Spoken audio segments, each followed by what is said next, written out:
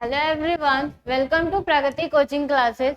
हम लोग human reproduction के लेक्चर देख रहे हैं, जिसमें अभी तक हम लोगों ने लगभग 6 लेक्चर क्या कर लिए, कंप्लीट कर लिए हैं। अभी हमारा क्या है, लेक्चर नंबर 7 है। तो क्या क्या देख लिया अभी तक? बेसिकली मैंने बताया था कि ह्यूमन रिप्रोडक्शन का इंट्रोडक्शन था, मेल रिप्रोडक्टिव सिस्टम देखा, स्पर्मेटोजेनेसिस देखा, फीमेल रिप्रोडक्टिव सिस्टम देखा एंड oogenesis देखा। ठीक है, oogenesis के बाद हम लोग क्या देख रहे थे, मेंस्ट्रुअल साइकिल देख रहे थे। मेंस्ट्रुअल साइकिल क्या होता है? बेसिकली एक रिप्रोडक्टिव इवेंट्स होते हैं। किसमें होती है ये? आपके जो मैमल्स के प्राइमेट्स होते हैं उसी के फीमेल में होते हैं, सिर्फ और सिर्फ फीमेल्स ऑफ मैमल्स प्राइमेट्स। उसमें क्या हो गया आपको, वो तो एक रिप्रोडक्टिव इवेंट्स हो गया। उसमें क्या है, साइकिल चलता है कितने दिन का, 28 डेज के रिपीटेशन पे चलते हैं। और उसको हम लोग देख रहे थे कि कैसे हार्मोनल आपके सारे कंट्रोल चलते हैं, उसी के लेक्चर के बारे में समझ रहे थे। आज हम लोग उसको कंटिन्यू करेंगे। ठीक है,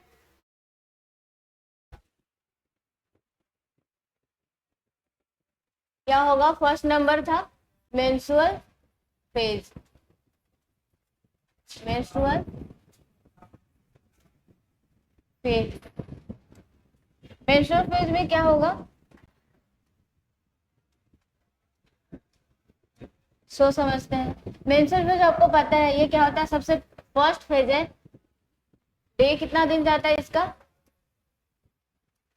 डेज 1 to 5, जो कि एवरी फीमेल में क्या होता है, ये वेरी करता है। हर एक फीमेल में क्या होता है, वेरी करता है। Vary in every female to female. हर फीमेल में क्या होता है, ये अलग अलग इसकी जो होते हैं कि किस दिन आएगी, ये आपका जो मेंस्ट्रुअल फेज होता है इसका ये चेंजेस होती रहती है। अब क्या है, ये क्या होता है, एक यूटेराइन इवेंट है। क्या है ये? Uterine event. इसमें होता क्या है कि बेसिकली ब्लीडिंग होती है। क्यों होती है? ब्लीडिंग आकर्स क्यों होगी आपकी, जो समझ लीजिए। यहाँ पे ब्लीडिंग होती है क्योंकि corpus luteum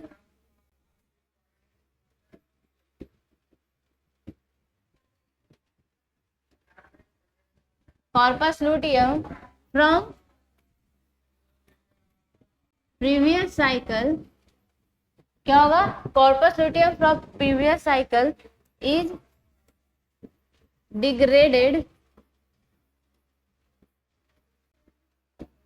and does not form. आपको पता है कॉर्पस लूटियम कौन सा हार्मोन बना रहा था? Progesterone and estrogen. Progesterone estrogen नहीं रहेगा, इससे मतलब क्या होगा, प्रोजेस्टेरॉन एंड एस्ट्रोजन क्या हो गया है, एब्सेंट। इसके रीजन से क्या हो जाएगा, कॉर्पस लूटियम डिग्रेड कर जाएगा, मेंटेन नहीं करेगा। यानी कि क्या नहीं मेंटेन होगा, क्या हो जाएगा आपका, कॉर्पस लूटियम डिग्रेड हो गया, जिसके कारण प्रोजेस्टेरॉन एस्ट्रोजन नहीं बन रहा है। इस रीजन से क्या होगा आपका, यूटेराइन वॉल जो है, यूटेराइन वॉल, उसमें भी क्या, इंडोमेट्रियम जो है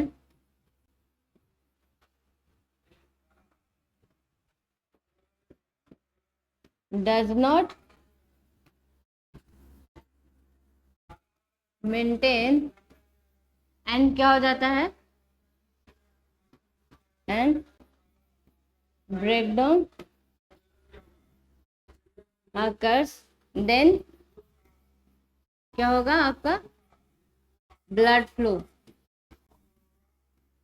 इसी रीजन से क्या होता है, ब्लड फ्लो होता है। ये आपका मेंस्ट्रुअल फेज में होते हैं। क्या क्या हुआ, 1 से 5 दिन चलेगा, ये आपका वेरी करते हैं। 1 से 5 दिन में कितने भी दिन हो सकते हैं। एवरी फीमेल में क्या होते हैं, अलग अलग होते हैं। इट मीन्स क्या हो गया कि आपके 28 डेज के साइकिल है, तो हर फीमेल में अलग अलग दिन में ये आ सकता है, इसका मेंस्ट्रुअल फेज हो सकता है। उसके बाद क्या हो सकता है, ये यूटेराइन इवेंट है। ब्लीडिंग अकर्स, यानी इसमें क्या होता है, ब्लड फ्लो होता है। Corpus luteum from previous cycle is degraded and does not form progesterone and estrogen. यानी जो कॉर्पस लूटियम जो प्रीवियस साइकिल का था वो क्या हो जाता है, डिग्रेड कर जाता है, और जिसके कारण प्रोजेस्टेरॉन एंड एस्ट्रोजन नहीं बनते हैं। आपको पता है प्रोजेस्टेरॉन और एस्ट्रोजन मिलकर क्या कर रहे होते हैं, आपके इंडोमेट्रियम लेयर को मेंटेन करके रखे हुए था। अब खुद बताओ, जब यही डिग्रेड कर गया तो ऑफकोर्स ये नहीं बना रहेगा ना, मेंटेन नहीं रहेगा, तो क्या हो जाएगा, ये ब्रेकडाउन हो जाएगा, और इसी रीजन से क्या होगा, ब्लड का फ्लो होगा इस फेज में। ये हो गया। अब दूसरे फेज में चलते हैं। दूसरा क्या है आपका, मेंस्ट्रुअल फेज के बाद क्या था, प्रोलिफरेटिव फेज। क्या था, प्रोलिफरेटिव। दूसरा नाम क्या था इसका, फॉलिक्यूलर फेज। प्रोलिफरेटिव या फॉलिक्यूलर फेज। क्या होगा इसमें आपका, आपको मालूम है कि क्या चल रहा है, प्रोलिफरेटिव और follicular.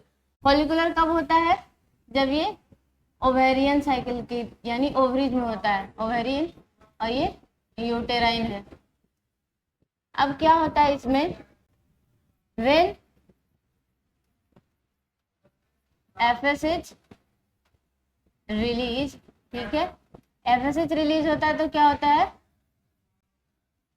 Follicles in ovary start form, formation इसका क्या हो जाता है, स्टार्ट हो जाता है। इसी रीजन से क्या बोला जाता है, फॉलिक्यूलर फेज, ठीक है।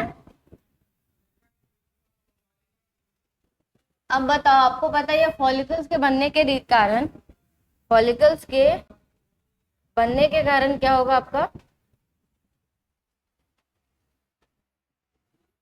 ये क्या रिलीज करता है, एस्ट्रोजन। क्या रिलीज होगा, एस्ट्रोजन। एस्ट्रोजन रिलीज होगा तो ये कहाँ एक्ट करेगा, act on uterine wall and make it, यानी कि इस रीजन से क्या बोलते हैं इसको, प्रोलिफरेटिव, प्रोलिफरेट कर रहा है, इसको बढ़ा रहा है, ठीक है, प्रोलिफरेटिव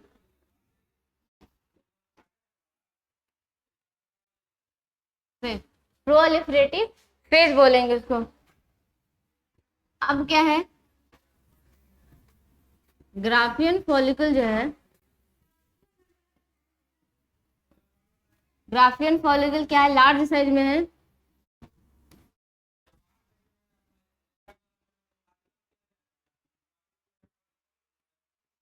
क्या होता है, रिलीज मैक्सिमम अमाउंट ऑफ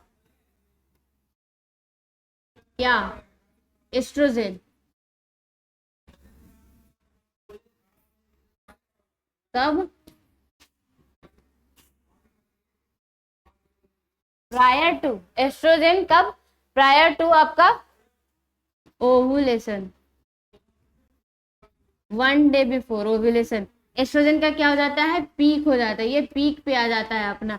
इसलिए आप ग्राफ देखोगे जब एस्ट्रोजन और एफएसएच या एलएच ये सब का, तो क्या होता है, एस्ट्रोजन जब होता है आपका एग्जैक्ट एक दिन पीछे, यानी आपके ओवुलेशन से एक दिन पीछे क्या होता है, एस्ट्रोजन एकदम पीक पे चला जाएगा। इसी रीजन से, क्योंकि उससे पहले क्या बना होता है आपका, ग्राफियन फॉलिकल बना रहता है, और ये क्या करता है, रिलीज करता है मैक्सिमम अमाउंट ऑफ एस्ट्रोजन। इसी रीजन से क्या होता है, एस्ट्रोजन का पीक पहुंच जाता है। और इसमें क्या होते हैं आपके, बेसिकली इतना ही, इतने फॉर्म है। प्रोलिफरेटिव या फॉलिकुलर फेज से क्या समझ में आ रहा है कि आपका क्या है, फॉलिकुलर फेज यानी फॉलिकल्स का फॉर्मेशन होगा कहाँ, आपके ओवरी में, in the presence of FSH. FSH के प्रेजेंस के कारण क्या हो जाता है, आपका फॉलिकल बनने लगते हैं। फॉलिकल जैसे जैसे बनने लगते हैं वो एस्ट्रोजन रिलीज करने लगते हैं। एस्ट्रोजन रिलीज होने के कारण क्या होता है, वो जाके यूटेरस में यूटेराइन वॉल यानी कि इंडोमेट्रियम का फॉर्मेशन करने लगेगा। इंडोमेट्रियम का फॉर्मेशन होने के कारण क्या होता है, वो मेंटेन रहता है, वो प्रोलिफरेट होता है, इसलिए प्रोलिफरेटिव फेज भी बोला जाता है इसको। ग्राफियन फॉलिकल जब बढ़ते बढ़ते क्या बनता है, ग्राफियन फॉलिकल बनता है, आपको पता है, ये primary follicle, secondary follicle, tertiary follicle, then Graafian follicle. यहाँ पे क्या है वो, अगर प्राइमरी फॉलिकल से देखा जाए तो सेकेंडरी फॉलिकल, फिर टर्शियरी फॉलिकल, फिर क्या बनता है आपका, ग्राफियन फॉलिकल।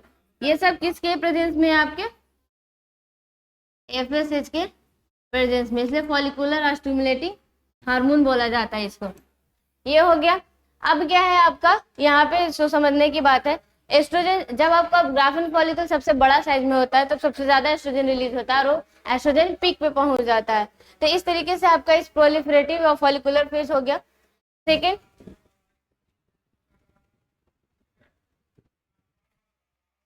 आगे थर्ड क्या हो जाएगा, मालूम है क्या है, ल्यूटियल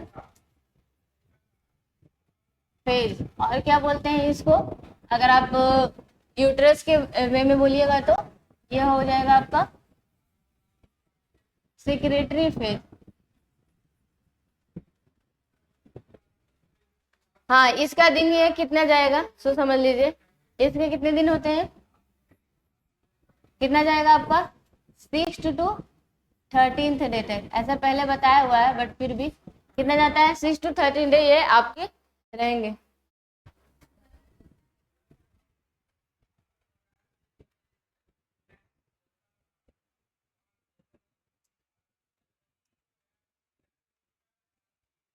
ये मालूम है यहाँ पे ल्यूटियल फेज यानी कि क्या बनेगा, कॉर्पस ल्यूटियम। उससे पहले ये देख लेते हैं ओव्यूलेटरी फेज, क्योंकि आपका ये रहेगा।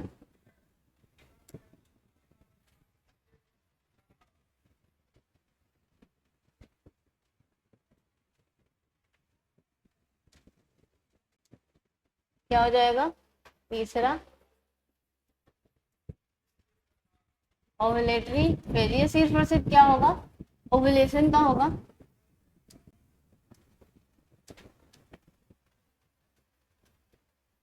Mature Graafian follicle rupture in presence of high level of LH luteinizing hormone, यानी कि क्या इसको बोलते हैं LH सर्ज बोला जाता है। ठीक है, LH सर्ज यानी high level of LH and FSH के कारण मैच्योर ग्राफियन फॉलिकल क्या होता है, रप्चर होता है एंड रिलीज क्या बनाएगा,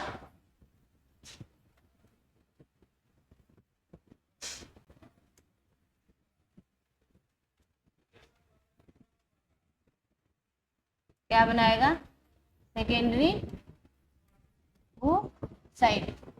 सेकेंडरी oocyte का फॉर्मेशन हो गया। अब हम लोग क्या देखने वाले हैं, सेकेंडरी oocyte तो बन गया, रिलीज हो गया। अब ये क्या कहलाता है, इसको क्या बोलते हैं, इस फेज को हम लोग, इसी को ओव्यूलेशन, यही आपका हो जाएगा ओव्यूलेशन। इस तरीके से ओव्यूलेशन कब हो जाएगा, ये कौन से दिन होगा, 14th डे, यानी कितने दिन का होगा ये, सिर्फ 1 डे का। और ये जो ओवम आया है उसका लाइफ स्पेन कितना है, life span of secondary oocyte क्या हो जाएगा आपका 1 डे या 24 आवर्स। बस ये इतना ही इसका क्या हो जाएगा, लाइफ साइकिल हो जाएगा। उसके बाद क्या है आपका तीसरा, क्या है चौथा, ल्यूटियल फेज या फिर और क्या बोलेंगे उसको, सेक्रेटरी फेज।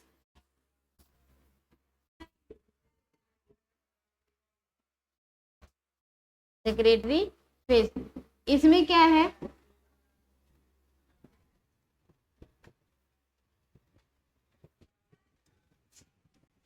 आपको मालूम है कि इसमें क्या हो रहा है, रप्चर ग्राफियन फॉलिकल फॉर्म, क्या फॉर्म करेगा वो, कॉर्पस ल्यूटियम, क्या बनाएगा,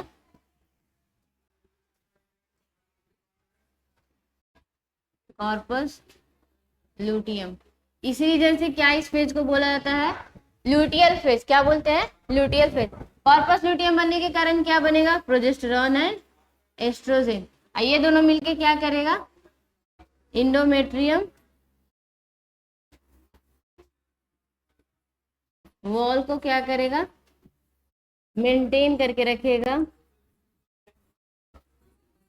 सेक्रेटरी बना के रखेगा, यानी कि ग्लैंडुलर है ना, कुछ ना कुछ ये सिक्रेट करके रखेगा और प्रोलिफरेट करते रहेगा, यानी उसकी थिकनिंग बढ़ाते रहेगी एंड थिकन। ये थिकन करता रहेगा, कौन है आपका ये, इसमें कॉर्पस ल्यूटियम का ये काम हो जाता है। आपको मालूम है कॉर्पस लुटियम का लाइफ स्पेन कितना होगा। यहाँ पे जो डेज होते हैं ये कितने से कितने दिन तक चलते हैं, ये आपका रहेगा 15 to 28 डेज। ये बदलने वाला नहीं है। यहाँ पे हम लिख देते हैं life span of corpus luteum is fix. कितना? 14 डेज। ये 14 डेज इसका लाइफ स्पैन फिक्स होता है। ये 14 दिन से हिलेगा नहीं, इसलिए कितना दिन हो जाएगा आपका, अगर 1 मंथ चल रहा है तो 15 to 28 डेज। ये फिक्स हो गया हमारा क्या कि 14 डेज का ही होता है। तो अगर कोई आपसे पूछे ये इस तरीके से, अगर आपको डेज ऑफ ओव्यूलेशन निकालना पड़े कि किस दिन ओव्यूलेशन होगा, तो आप इस तरीके से निकाल सकते हैं।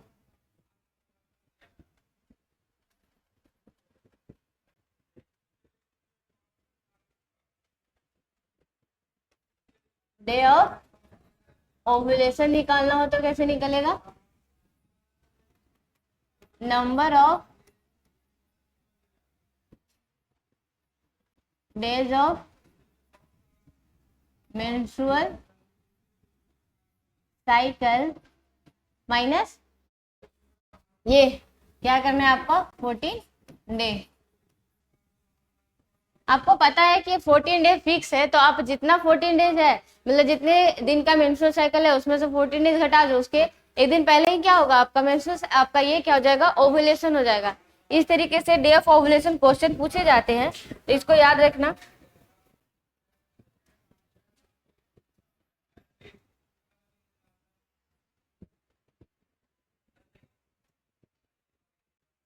ये हो गया। अब आपको मालूम है ये क्या कॉर्पस लुटियम क्या रिलीज कर रहा है? Progesterone and estrogen. इसके रीजन से क्या हो जाता है? जीएनआरएच। ये जीएनआरएच को नेगेटिव फीडबैक देता है, नेगेटिव फीडबैक, यानी कि आपको जीएनआरएच नहीं बनेगा। ये नहीं बनेगा तो क्या नहीं बनेगा? सो बताओ। एफएसएच एंड एलएच नहीं बनेगा, एफएसएच एंड एलएच नहीं बनेगा। ठीक है, यहाँ पे आपको पता चला कि एलएच कॉर्पस लुटियम का जो फॉर्मेशन होता है वो किसके कारण होता है?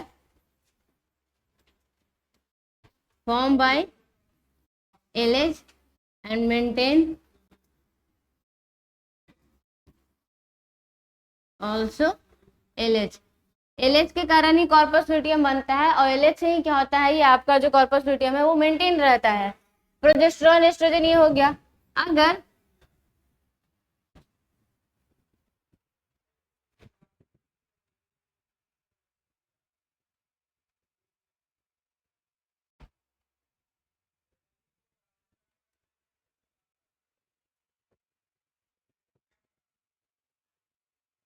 देखो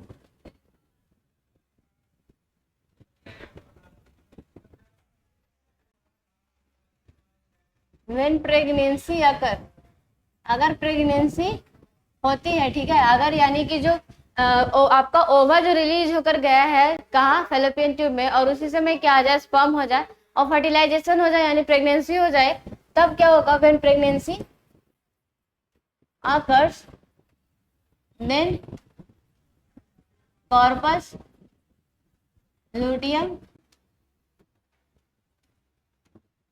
maintain. So progesterone and estrogen क्या करता है? रिलीज होता रहता है, ताकि क्या हो? इंडोमेट्रियम वॉल क्या हो?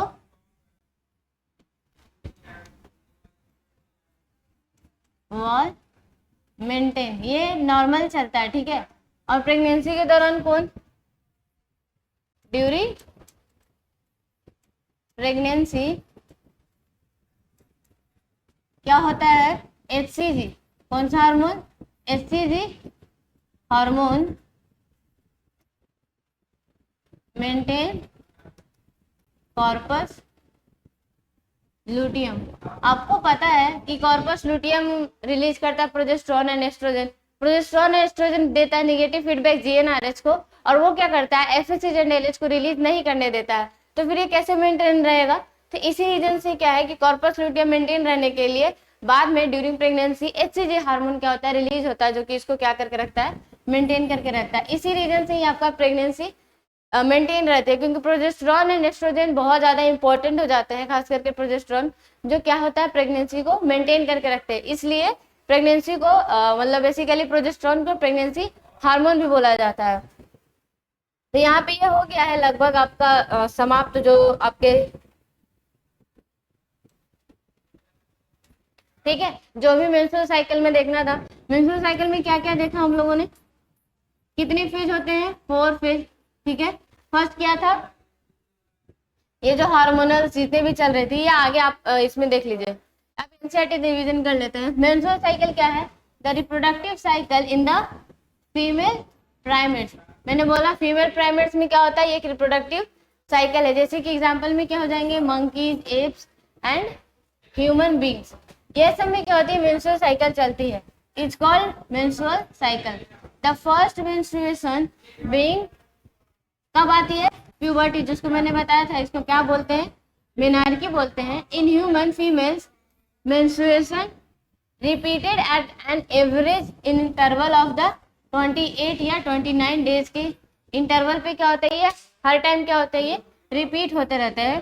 Cycle of events starting from one menstruation till the next one, यानी फर्स्ट मेंस्ट्रुएशन से नेक्स्ट मेंस्ट्रुएशन आने तक ये क्या होता है, मेंस्ट्रुअल फेज कंटिन्यू रहता है, यानी कि menstrual cycle.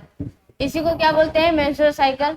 One ovum is release, उसको क्या बोलते हैं, ovulation during the middle of the menstrual cycle of each menstrual cycle. The major event of the menstrual cycle are shown, आपके पीछे दिए हुए थे जो मैंने बता दिए थे पिछले क्लास में, ठीक है। The cycle starts with the menstruation phase when the menstrual flow occur. ये बोल रहा है कि हम लोग साइकिल कब स्टार्ट करते हैं, पहले देखा था ना, फर्स्ट फेज क्या बोलते हैं, मेंस्ट्रुअल फेज बोलते हैं, यानी जब ब्लीडिंग स्टार्ट होती है, वो 3 to 5 डेज, यानी 1 से 5 दिन में आपके कंटिन्यू चलेंगे, 3 to 5 days. The menstrual flow results due to the breakdown of the endometrium lining. ये मेंस्ट्रुअल फ्लो होता क्यों है, ये लिख दिया यहाँ पे, इंडोमेट्रियम लाइनिंग के क्या होते हैं, ब्रेकडाउन से होते हैं। And it's blood vessels which form liquid that come out through the vagina, जो कि क्या होता है, वही आपके ब्लड फ्लो के फॉर्म में वेजाइना से रिलीज हो जाता है। Menstruation only occurs if the released ovum is not fertilized. क्या बोला यहाँ पे, मेंस्ट्रुएशन तभी होती है जब क्या हो, फर्टिलाइजेशन नहीं होता। आपको पता है फर्टिलाइजेशन नहीं होगा तो कॉर्पस लुटियम को मेंटेन करने की जरूरत नहीं है। इसी रीजन से क्या होता है, कॉर्पस लुटियम ब्रेकडाउन कर जाता है और वो क्या हो जाता है, आपका मेंस्ट्रुएशन होता है। Lack of the menstruation only with the indicative of the pregnancy. क्या बोल रहा है, अगर मेंस्ट्रुएशन यानी मेंस्ट्रुएशन फेज ना हो तो वो सिर्फ क्या इंडिकेट करता है कि वो क्या है, यहाँ पे फर्टिलाइजेशन हुई है, ठीक है, यही बताया कि वो क्या हुआ है, यानी कि प्रेगनेंसी कंसीव हुई है। इस रीजन से मेंस्ट्रुएशन फेज नहीं दिख रहा है, यानी लैक ऑफ मेंस्ट्रुएशन, लैक, ठीक है। लेकिन ज्यादातर आजकल का कंडीशन में ऐसा नहीं है, कभी कभी मेंस्ट्रुएशन नहीं होता इस रीजन से, क्योंकि बहुत सारे हार्मोनल चेंजेस हो जाते हैं, इस रीजन से भी नहीं होते हैं। However, it may also be caused due to the some other underlying causes like stress। देखिए यहाँ पे बता भी दिया कि lack of menstruation may be indicative of pregnancy, may भी लिखा है यहाँ पे, ठीक है, may भी यानी कि इंडिकेशन है किसका, प्रेगनेंसी का, वो तो तय है, ठीक है। लेकिन उसके अलावा however it may also be caused due to the some other underlying causes like stress, poor health etc। अगर स्ट्रेस में बहुत ज्यादा बची रह रही है, अगर क्या हो, हेल्थ बहुत ही ज्यादा अच्छा नहीं हो, खराब कंडीशन में रहे, तो क्या होता है, ये आपका मेंस्ट्रुअल फेज यानी कि ये भी मेंस्ट्रुएशन की एब्सेंस बताती है। The menstrual phase is followed by the follicular phase. अब मेंस्ट्रुएशन फेज के बाद क्या आता है, फॉलिकुलर फेज आता है। During this phase the primary follicles in the ovary grow to become a fully mature Graafian follicle. इसमें होता क्या है, आपके सेकेंड वाले में फॉलिकुलर फेज में क्या होता है, सब पता ही है क्या होगा, प्राइमरी फॉलिकल से कहां तक जाता है, ग्राफियन फॉलिकल तक, फुल्ली मैच्योर ग्राफियन फॉलिकल तक। And simultaneously the endometrium of the uterus regenerates through the proliferation. और क्या बोल रहा है साइमल्टेनियसली, यानी जो भी फॉलिकल्स बन रहे हैं वो एस्ट्रोजन रिलीज कर रहे हैं और वो क्या कर रहे हैं यूटेराइन वॉल को भी बना रहे हैं। These changes in the ovary and the uterus are the induced by the changes in the level of pituitary and ovarian hormone। ये चेंजेस किससे बन रही है, पिट्यूटरी एंड ओवेरियन हार्मोन के थ्रू। पिट्यूटरी हार्मोन कौन हो जाएंगे आपके, आपको मालूम है पिट्यूटरी हार्मोन कौन हो जाएंगे आपके, LH and FSH। Ovarian hormone कौन हो जाएंगे, एस्ट्रोजन एंड प्रोजेस्टेरॉन। इतनी सारी जो चेंजेस चल रही है वो इसी रीजन से चल रही है, हार्मोन के कारण। गोनाडोट्रोपिन्स, ठीक है, यानी कि LH and FSH increase gradually during the follicular phase. ये धीरे धीरे क्या होते हैं, इंक्रीज कर रहे होते हैं आपके फॉलिकुलर फेज के दौरान। Stimulates the follicular development as well as the secretion of the estrogen by the growing follicle। growing follicle है ना, रिलीज करते हैं उसको। Both LH and FSH attain peak, देखो पीक लेवल पे FSH एंड LH दोनों अटेन करते हैं in the middle of the cycle, यानी 28 डेज ले रहे हैं तो कितना हो जाएगा 14th day. Rapid secretion of the LH leading to the maximum level during the mid cycle called the, इसको क्या बोलते हैं, बहुत ज्यादा जो LH का इंक्रीजमेंट होता है LH surge induces the rupture of Graafian follicle, जो कि क्या करता है ग्राफियन फॉलिकल के रप्चरिंग में हेल्प करता है। Thereby the release of the ovum, यानी कि ओवुलेशन होगा। द ओवुलेशन यानी ovulatory phase is followed by the luteal phase. अब ओवुलेटरी फेज के बाद क्या आएगा, ल्यूटियल फेज आएगा, during which the remaining parts of the Graafian follicle transform into the corpus luteum. किसका फॉर्मेशन हो रहा है, कॉर्पस ल्यूटियम का फॉर्मेशन हो रहा है। The corpus luteum secrets large amounts of the progesterone which is essential for the maintenance of the endometrium. यहाँ बोला ना कि आपके प्रोजेस्टेरॉन जो है वो एसेंशियल है एंडोमेट्रियम के मेंटेनेंस के लिए। Such and endometrium is necessary for the, अब एंडोमेट्रियम का बनना क्यों नेसेसरी है, वही लिखा है इसने, इसलिए क्योंकि आपका जो इम्प्लांटेशन होगा, अगर प्रेगनेंसी अगर होगी तो क्या होगा, वहां पे इम्प्लांटेशन की जरूरत है। तो इम्प्लांटेशन के लिए वो वॉल का थिकन होना बहुत जरूरी है ऑफ द फर्टिलाइज्ड ओवम। यहाँ पे लिखा ना किसका, फर्टिलाइज्ड ओवम का। And the other event of the pregnancy, during the pregnancy all events of the menstrual cycle stop and then no menstruation. और क्या हो जाता है, मेंस्ट्रुएशन नहीं होता अगर प्रेगनेंसी हुई तो। In the absence of the fertilization the corpus luteum क्या हो जाएगा, डिजेनरेट हो जाएगा। This causes the disintegration of the endometrium leading to the menstruation, जो कि क्या होता है फिर आपका ब्रेकडाउन होकर मेंस्ट्रुएशन कॉज करता है। मार्किंग अ न्यू साइकिल, अब क्या बन जाएगा, new cycle. In the human beings क्या होता है, menstrual cycle ceases around 50 years of the age, जिसको क्या बोलते हैं मेनोपॉज, इसको क्या बोला जाता है menopause. Cyclic menstruation is an indicator of normal reproductive phases and extend between the menarche to menopause.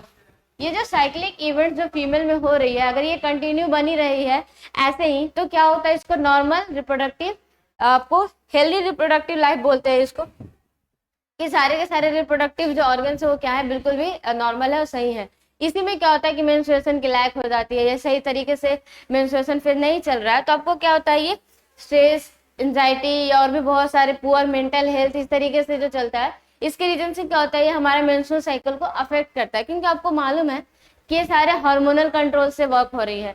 Hormonal control यानी कि पिट्यूटरी, वो भी ब्रेन की ही है। अगर आप स्ट्रेस लोगे या किसी भी तरीके का मेंटली जो स्ट्रेस होता है या मेंटल पुअर मेंटल हेल्थ रहेगा, तो क्या होगा, ये डायरेक्टली हमारे मेंस्ट्रुअल साइकिल को क्या करता है, अफेक्ट करता है। इसी रीजन से क्या है, आपको हेल्दी रहने को बोला जाता है आपका। देखो यहाँ पे लिखा है मेंस्ट्रुअल हाइजीन के बारे में भी आपके एनसीईआरटी में एक पॉइंट अलग से दिया हुआ है। क्या दिया हुआ है, maintenance of hygiene and the sanitation during the menstruation is very important.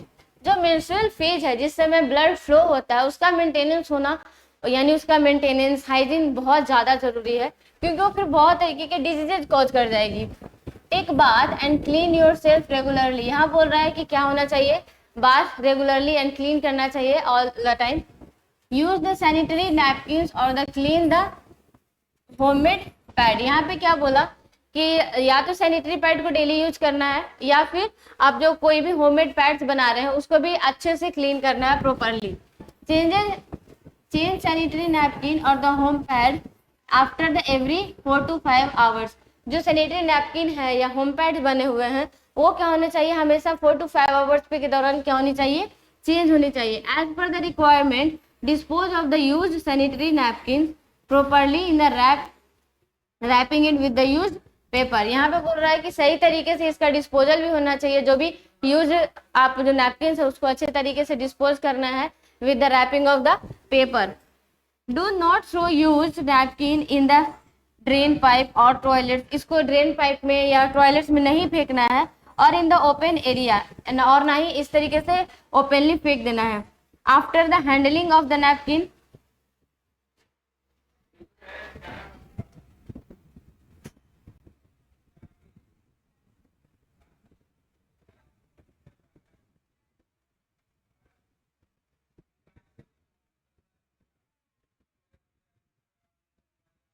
क्या बोल रहा है यहाँ पे, अगर हैंडलिंग होने के बाद नैपकिन क्या क्या करना, wash hand wash with the soap, और हैंड वॉश से अच्छे तरीके से क्या करना है, हैंड वॉश यानी हैंड वॉश करना है अच्छे तरीके से। ये आपका मेंस्ट्रुअल हाइजीन आपके एनसीईआरटी में दी हुई है, बहुत अच्छी है, क्योंकि एक अवेयरनेस के लिए बहुत सही रहता है कि आपको किस तरीके से मेंस्ट्रुएशन के दौरान क्या क्या चीजें बरतनी चाहिए, क्या सावधानी होनी चाहिए, ये आपके एनसीईआरटी में बहुत अच्छे तरीके से दी हुई है।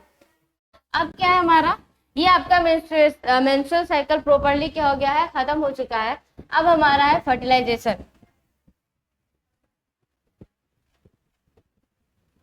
क्या हो जाएगा, फर्टिलाइजेशन।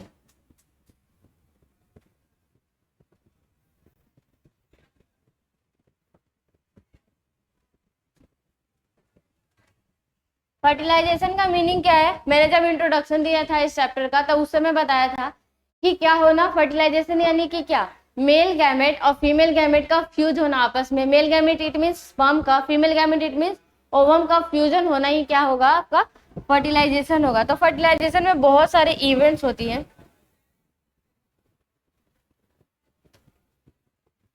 क्या होंगी सबसे पहले वो देखते हैं। फर्टिलाइजेशन तो मालूम है ही कि क्या होगा। फर्टिलाइजेशन के बाद अभी क्या होगा, ड्यूरिंग इंसेमिनेशन, आपको पता है इंसेमिनेशन के दौरान कितना स्पर्म रिलीज होता है, 200 to 300 million sperms are released in reproductive tract of female, but only 200 to 300, only 200 to 300 million गायब हो गया, क्या बचा, सिर्फ 200 to 300 sperms are reach to the vicinity of sperm, a sperm of ovum, sorry,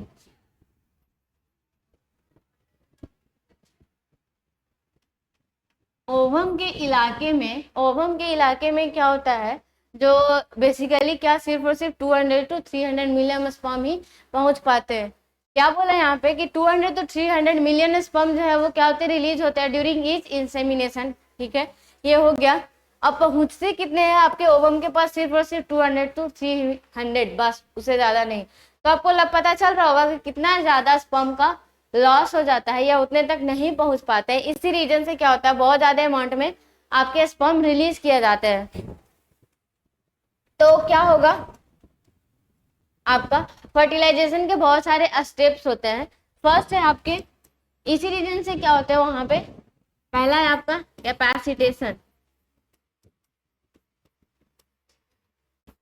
क्या है, कैपेसिटेशन। कैपेसिटेशन क्या होगा,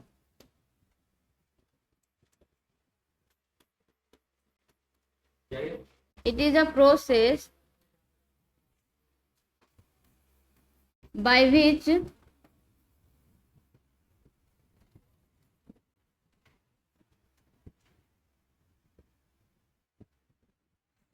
sperms are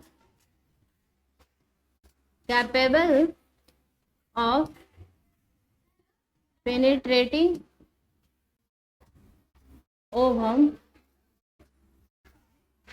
ये जो कैपेसिटेशन प्रोसेस है इसके थ्रू क्या होता है, आपको स्पर्म की एक कैपेबल बनाता है या वो एबिलिटी प्रोवाइड करता है ताकि क्या कर सके, वो ओवम को पेनिट्रेट कर सके अच्छे तरीके से, क्या उसका फर्टिलाइजेशन हो सके। और ये होता क्या है capacitation process in reproductive tract of female. Female के जो रिप्रोडक्टिव ट्रैक है यानी कि वेजाइना, सर्विक्स, यूट्रस, ये सब में क्या होते हैं, आपकी कैपेसिटेशन की प्रोसेस चलती रहती है। इसके रीजन से क्या होता है, कैपेसिटेशन वर्ड ही समझिए ना, कैपेसिटी यानी स्पर्म को वो कैपेसिटी प्रोवाइड करना है कि जिस रीजन से वो जा रहा है वो उसको अच्छे से काम कर सके, यानी कि ओवम को वो पेनिट्रेट कर सके। यही आपका कैपेसिटेशन प्रोसेस का मीनिंग होता है। वो होता क्या है आपके reproductive tract of female. Capacitation के बाद सेकेंड प्रोसेस है, दूसरा क्या हो जाएगा आपका एग्लूटिनेशन। एग्लूटिनेशन सब लोग समझते हैं इसको, क्या होता है एग्लूटिनेशन। आप लोग समझते होंगे कि मतलब दो चीजों का आपस में ये मिलना, इस तरीके से ये रहता है। तो यहाँ पे भी क्या मतलब है एग्लूटिनेशन में, तो देख लीजिए।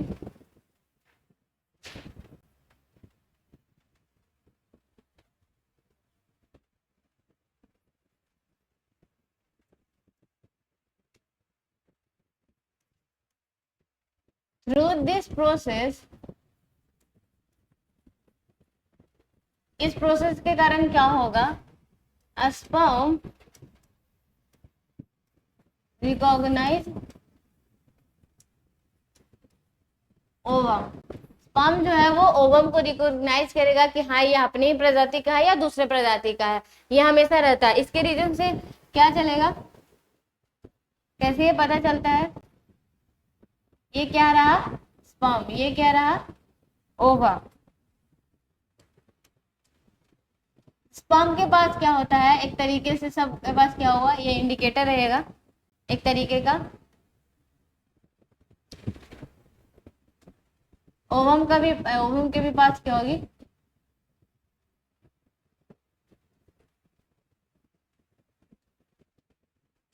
तो ये मैंने क्या बनाया है, ये क्या है, स्पर्म हैव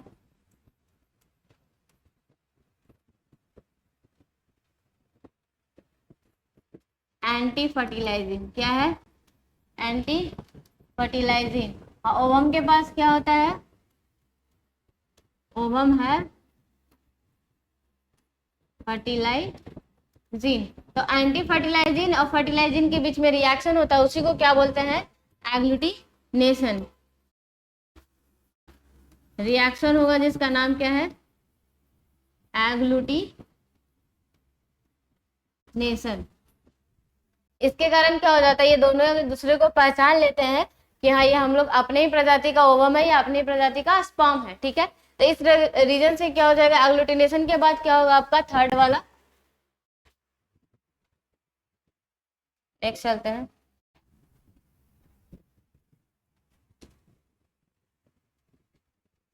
थर्ड प्रोसेस क्या है आपका, कॉर्टिकल रिएक्शन बोलते हैं इसको।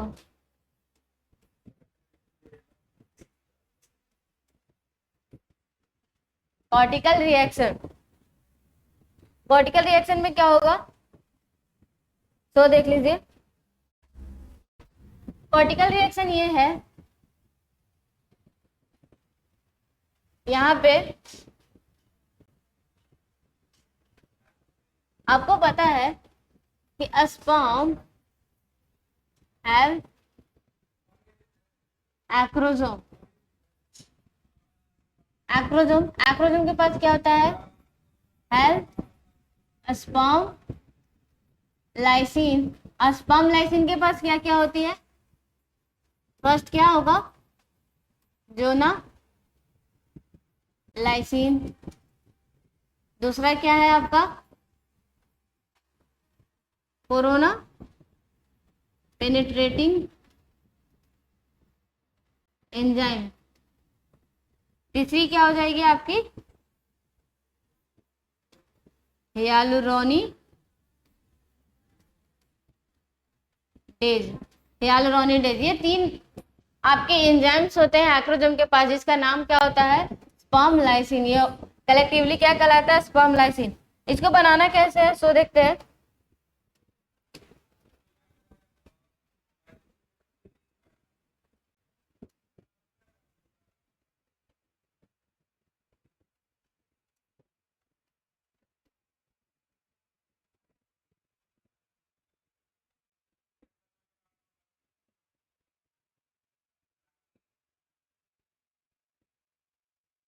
नजर आ रहा है क्या, बहुत पतला है, नहीं आएगा नजर।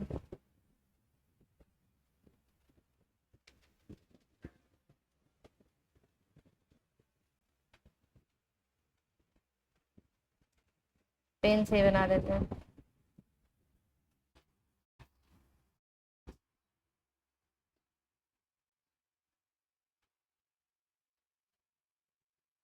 ठीक है, ये हो गया। इसके बाद है अंदर आपका प्लाज्मा मेम्ब्रेन, ये हो गया। बाहर क्या क्या है, बाहर है आपके कुछ सेल्स, जिसके नाम क्या है,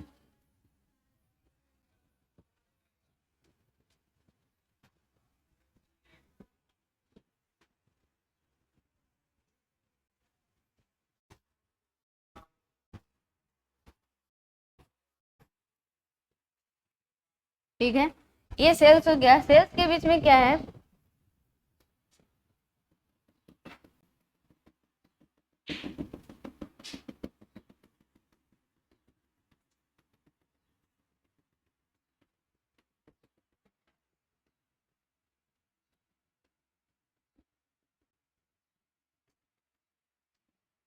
ये क्या बन गया आपका, सेकेंडरी oocyte, जो रिलीज हुआ था ओवरी से। ये एग्जैक्ट आपका नोमेनक्लेचर कर लेते हैं। ये क्या है, ये जो मैंने ब्लैक कलर में बनाया है, उससे पहले जोनालाइसिन के लिए क्या है आपका, ये बाहर का जो येलो कलर का क्या है, वो क्या है आपका, जोना पैलुसिडा। पता था ना पहले से, जोना पैलुसिडा बताया हुआ है कि ओवम के सबसे आउटरमोस्ट लेयर में जो नॉन सेलुलर लेयर था वो क्या था, जोना पैलुसिडा। ये क्या है आपका, व्हाइट कलर का प्लाज्मा मेम्ब्रेन, क्या हो जाएगा, प्लाज्मा मेम्ब्रेन। इसके बाद क्या है, ये क्या है आपके, कोरोना रेडियाटा। कोरोना रेडियाटा वो सेल्स हैं, ये वही सेल्स हैं जो आपके ग्रैनुलोसा सेल्स थे, क्योंकि इसको लेके कुछ सेल्स जो लेके निकलते हैं आपके ओवरी से, वही सेल्स अब क्या कहलाने लगते हैं, कोरोना रेडियाटा। और इसमें और कोई चेंजेस नहीं है।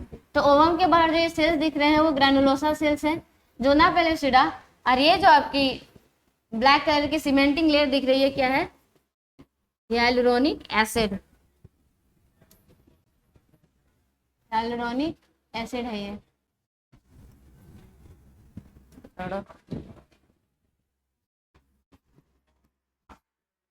hyaluronic एसिड हो गया, hyaluronic एसिड। अब इसके बारे में जानते हैं कि hyaluronic एसिड क्या है। आपको पता है hyaluronic एसिड, इसका ऐड वगैरह भी आता रहता है, स्किन टाइटन कीजिए, यानी कि क्या करता है ये दो सेल्स को आपस में चिपकाए रखने के लिए, यानी ये सीमेंटिंग लेयर की का काम करता है, cementing layer between corona radiata cells. ये जो कोरोना रेडियाटा सेल्स है उसके बीच में hyaluronic एसिड इसलिए प्रेजेंट रहता है ताकि आपस में क्या रहे, चिपके रहे। तो आपको hyaluronic acid, corona radiata cells, zona pellucida, उसके बाद प्लाज्मा मेम्ब्रेन, इस तरह से लग रहा होगा कि अगर ये स्पर्म जाएगा, ठीक है, स्पर्म जाएगा तो उसको 3 लेयर पार करने पड़ेंगे। सबसे पहले क्या हो जाएगा आपका, कोरोना रेडियाटा। कोरोना रेडियाटा के बाद क्या मिलेगा उसको, जोना पेलिसिडा। उसके बाद क्या मिलेगा उसको, प्लाज्मा मेम्ब्रेन।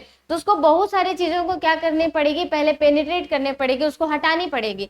तो हटाने के लिए क्या करेगा वो, सबसे पहले सीमेंटिंग लेयर को क्या करेगा, डिसॉल्व करेगा। सीमेंटिंग लेयर को डिसॉल्व करने के लिए क्या चाहिए उसको, hyaluronidases एंजाइम है ना, देखो hyaluronidases, यानी hyaluronic एसिड को खत्म करने के लिए हाइलुरोनिक डेज डिजोल्व। अब हाइलुरोनिक एसिड तो खत्म हो गया, फिर बीच में क्या मिल गया आपको, कोरोना रेडियाटा। तो कोरोना रेडियाटा को खत्म करने के लिए क्या है, हम इसके पास स्पर्म के पास corona penetrating enzyme, corona penetrating enzyme ये हो गया, ये डिजोल्व कर लेगा इसको, खत्म कोरोना रेडियाटा। उसके बाद क्या मिलेगा, जोना पैलिसिडा। जोना पैलिसिडा को खत्म करने के लिए क्या है इसके पास, जोना लाइसिन। इस तरीके से इसने तीनों लेयर क्या कर लिए, खत्म कर लिए, और वो टच करेगा किसको, प्लाज्मा मेम्ब्रेन को। वो नेक्स्ट में देखते हैं, नेक्स्ट स्लाइड में वो क्या होगा।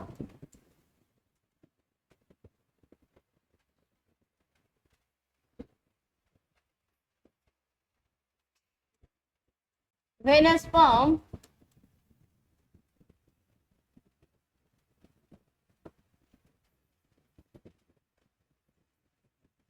penetrate ova and reach to the plasma membrane of ovum, then secondary oocyte complete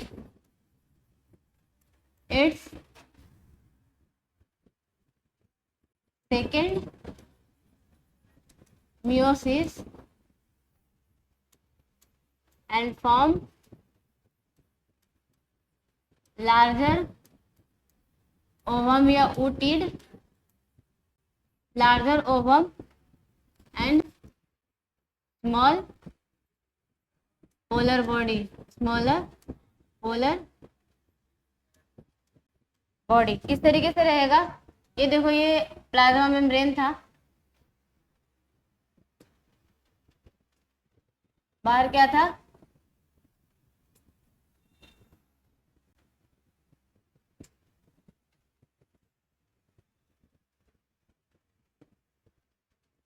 बाहर क्या है, जोना पैलिसिडा। ठीक है, जोना पैलिसिडा स्पर्म आ रहा था, ये स्पर्म आया हुआ है, किसको यहाँ पे टच कर लिया इसने। ठीक है, जैसे ही टच करता है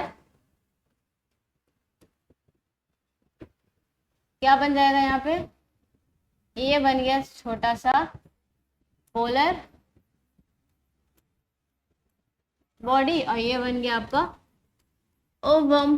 ओवम बनने के साथ तुरंत क्या हो जाएगा, फर्टिलाइज हो जाएगा। तो अगला नेक्स्ट आपका क्या हो जाएगा, फर्टिलाइजेशन। नेक्स्ट क्या होगा, then fertilization of ovum and sperm form zygote. क्या बना लेगा, zygote.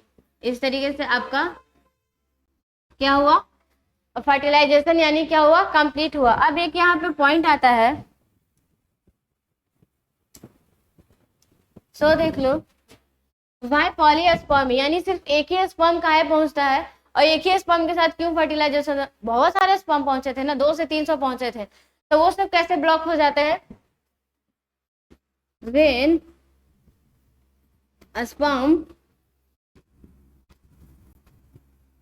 touches the plasma membrane, then plasma membrane changes its polarity, यानी कि मेम्ब्रेन पोटेंशियल जो है, वो मेम्ब्रेन पोटेंशियल अपना क्या कर लेगा, प्लाज्मा मेम्ब्रेन चेंज कर लेगा।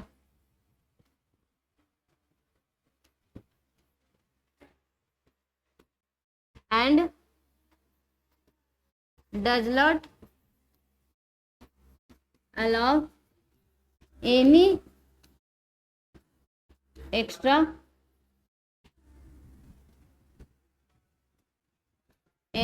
क्या, sperm।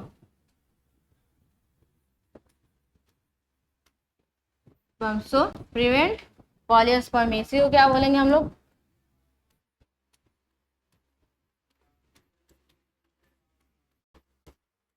पॉलीस्पर्मी की कंडीशन क्या हो गई, प्रिवेंट हो गई। अब यहाँ पे फर्टिलाइजेशन हो गया, जायगोट बन गया, तो सेक्स डिटर्मिनेशन की बात आती है। क्या होगा, सेक्स डिटर्मिनेशन।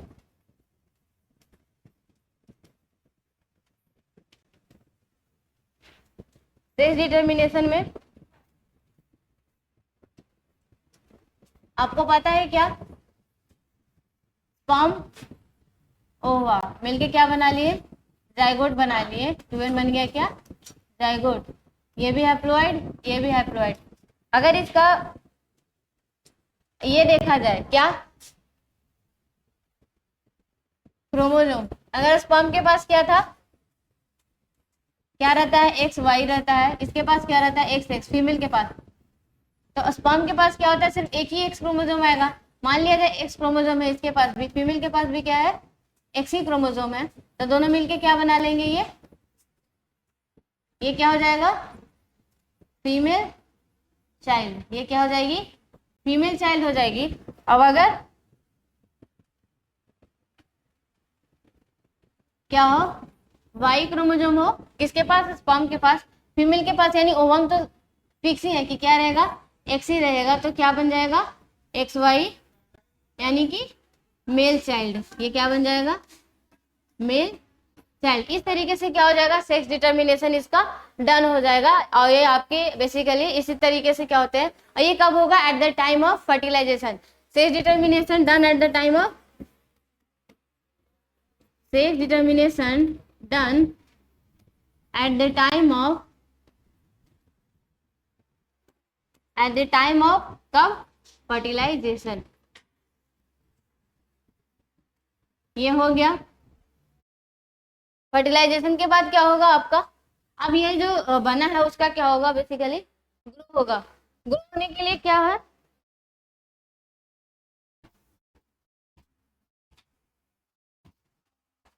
ये देख लेते हैं पहले कि आपके फर्टिलाइजेशन प्रोसेस में क्या क्या हो रहे हैं। देखो, ड्यूरिंग कॉपुलेशन यानी coitus, semen is released by the penis into the vagina, यानी इंसेमिनेशन इसको बोलते हैं। मोटाइल स्पर्म स्विम रैपिडली, बहुत तेजी से पास होते हैं, through the cervix, enter into the uterus and finally reach to the ampullary region. मैंने बताया था फैलोपियन ट्यूब के एम्पुला में क्या होता है, फर्टिलाइजेशन होता है, fallopian tube. The ovum released by the ovary is also transported to the ampullary region। वो भी आपके सिलियरी मूवमेंट के थ्रू कहाँ पहुंच जाते हैं, एम्पुलर रीजन में, where the fertilization takes place। Fertilization can only occur if the ovum and the sperm are transported क्या, simultaneously। ये फर्टिलाइजेशन कब होगा, तब होगा जब आप साइमल्टेनियसली ओवम भी पहुंचे और क्या पहुंचे, स्पर्म भी पहुंचे to the ampullary region। This is the reason why not all copulation lead to the fertilization and pregnancy। इसी रीजन के कारण क्या होता है आपके, कि हर जो कॉपुलेशन हो वो या क्वाइटस हो क्या हो, वो आपके प्रेगनेंसी को लीड नहीं करता है। क्योंकि क्या पता जिस दौरान क्वाइटस हो रहा है उसे में ओवम रिलीज हो ही ना, तो फर्टिलाइजेशन नहीं होगा, प्रेगनेंसी कंसीव नहीं होगी। The process of the fusion of a sperm with the ovum is called the fertilization. The process of fusion of a sperm with the ovum क्या कहलाएगा, fertilization. During the fertilization, a sperm comes in contact with the zona pellucida layer। पता है यहाँ पे देखो, ये just जो मैंने बनाया था उसी तरीके से ये बना हुआ है, of the ovum and induces the changes in the membrane। ये बोला ना, induces the changes in the membrane that block the entry of additional sperm। जो मेम्ब्रेन पोटेंशियल होता है प्लाज्मा मेम्ब्रेन का, उसका चेंज कर देता है और वो क्या हो जाता है, एडिशनल स्पर्म को प्रिवेंट करता है, जिसको क्या बोलते हैं, प्रिवेंट पॉलीस्पर्मी, प्रिवेंट पॉलीस्पर्मी। उसके बाद क्या है, thus ensure that the only one sperm can fertilize an ovum। The secretion of the acrosome help in the sperm enter into the cytoplasm, जो कि क्या करता है, साइटोप्लाज्म में इंटर होने के लिए हेल्प करता है, जो एक्रोजोम के सिक्रीशंस है। एक्रोजोम के सिक्रीशंस क्या कहला रहे हैं, स्पर्म लाइसिन, ठीक है, sperm lysin of the ovum through the zona pellucida and the plasma membrane. ये देखिए यहाँ पे स्पर्म आया है, ये क्या है, कोरोना रेडिएटा है, cells of corona radiata. Plasma membrane बाहर का क्या है आपका, ये जोना पेलुसिडा लेयर हो गया, और ये क्या हो गया, ये बीच बीच में आपके सीमेंटिंग लेयर जो है, और ये बीच में पेरिविटलाइन स्पेस है, प्लाज्मा मेम्ब्रेन के बीच में पेरिविटलाइन स्पेस। अब क्या है, this induces the complexion of the meiotic division of the secondary oocyte। ये जो जैसे ही टच किया स्पर्म ने प्लाज्मा मेम्ब्रेन को, वो क्या कर देता है, कंप्लीशन करवा देता है meiotic division of the secondary oocyte. The second meiotic division is also unequal, यानी ये भी अनइक्वल होता है. और formation of second polar body, ठीक है, स्मॉल बनेगा. एंड हैप्लॉइड ओवम, यानी कि ऊटिड, उसको ऊटिड बोलते हैं. So the haploid nucleus of the sperms and that of the ovum fuse together to form a haploid zygote. How many chromosome will be there in the zygote? अब अगर humans का है तो क्या आपको पता ही है कि एक एक्स क्रोमोसोम में कितना 23. अगर मेल में ये आपके क्या हो जाएंगे, वाई है तो 23, या और भी एक्स है तो क्या 23 ही रहेगा. तो दोनों मिलके क्या बनाएंगे, 23 + 23 कितने होंगे, 46. यानी 2n में कितने होंगे, 46 क्रोमोसोम रहेंगे. One has remember that the sex of the baby has been decided at this stage itself. Let us see how. क्या बोला, one has to remember that the sex of the baby has been decided at this stage itself. यानी कि जो fertilisation हुआ था उससे में क्या हुआ, वो खुद ब खुद डिसाइड हुआ ना, इटसेल्फ डिसाइड हुआ है. यहाँ पे ना मदर रिस्पॉन्सिबल है ना फादर रिस्पॉन्सिबल है, ठीक है. As you know that the chromosome pattern in the human female is XX and that in the male is क्या होता है, XY होता है. Therefore all the haploid gametes of the ova produced by the female have the 6 chromosome. only क्या, एक ही chromosome रहेंगे. whereas the male gamete sperms have the 6 chromosome could be either X और Y. या तो X हो सकता है या तो Y हो सकता है. hence the 50% of the sperm carry the X chromosome while the 50% carry the Y chromosome. After the fusion of male and the female gametes, the zygote will be formed, would carry the either XX or XY depending on the whether the sperm carry the X or the Y. ये बता रहे हैं properly, यहाँ पे clear किया है आपके sex determination को सारा. The zygote carrying XX would be the develop into the female. अगर XX रहेगा तो क्या हो जाएगा, वो फीमेल चाइल्ड बनेगी. और XY रहा तो क्या बन जाएगा, ये मेल चाइल्ड बन जाएगा. You will learn more about the chromosomal pattern in the chapter 5. ये क्या बोला यहाँ पे कि आपको जो भी क्रोमोसोमल पैटर्न समझना है वो आपके जेनेटिक्स के जो चैप्टर है उसमें समझना है, ठीक है. यहाँ पे क्या बोला है, that is why scientifically it is connect to say that the pattern यानी sex of the baby is determined bye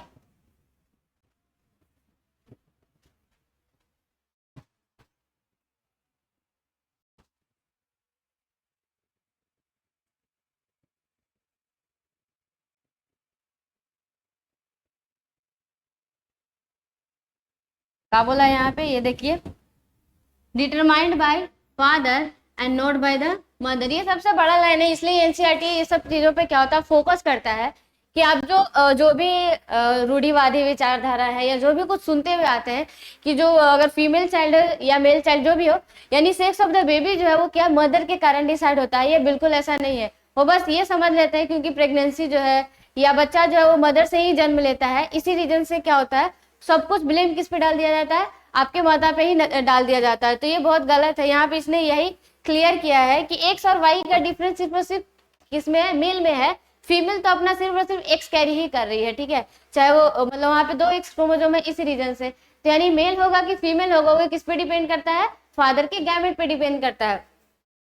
तो इसलिए यहाँ पे लिखा है कि that's why the baby is determined by the father not by the mother. जो sex जो होगा वो आपके फादर के कारण डिटरमाइंड होता है, मदर के कारण नहीं.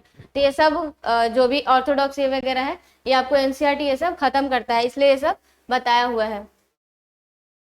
तो आज का लेक्चर यहीं तक रहने देते हैं, ठीक है. आप लोग आज हम लोग क्या क्या देखे हैं, जितना भी मेंस्ट्रुअल साइकिल था उसको देखा, कंप्लीट किया. उसके बाद फर्टिलाइजेशन प्रोसेस देखा. सारा का सारा एनसीईआरटी से भी रिवाइज किया गया है कि अगर जिसको एनसीईआरटी नहीं समझ में आता वो आपको यहाँ पे बता दिया जाता है और अलग से वो सारे पॉइंट्स भी कवर किए जाते हैं. इस लेक्चर के रिगार्डिंग जो भी आपके डाउट्स हो वो सब आप लोग क्या कमेंट्स में लिख दिया कीजिएगा. जिस तरीके से जो भी है उसको हम सॉल्व करने का कोशिश करेंगे. बाकी थैंक यू. नेक्स्ट लेक्चर में मिलते हैं.